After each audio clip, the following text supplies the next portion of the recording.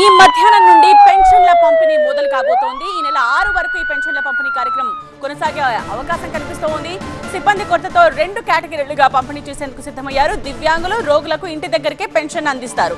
ఇక మిగతా వారికి గ్రామ, వార్డు సచివాలయాల్లో పంపిణీ జరుగుతుంది. రాత్రి 7 గంటల వరకు పనిచేయబోతున్నాయి సచివాలయాలు.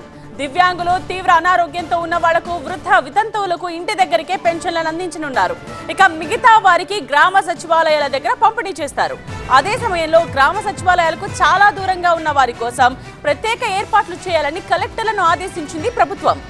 ఏపీలో 2,66,158 మంది వాలంటీర్లుంటే 1,27,177 మంది మాత్రమే సచివాలయ సిబ్బంది ఉన్నారని అంటోంది ప్రభుత్వం.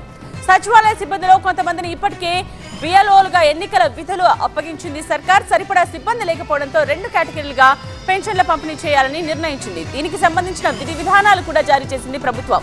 వాలంటీర్స్ తో పెన్షన్ పంపిణీ చేయరాదన్న ఈసీ ఆదేశాల నేపథ్యంలో ప్రభుత్వం ఈ తరహాలో ఏర్పాట్లు చేసింది. మరోవైపు ఏపీ హైకోర్టులో పిటిషన్ దాఖలు చేశారు పెన్షనర్స్.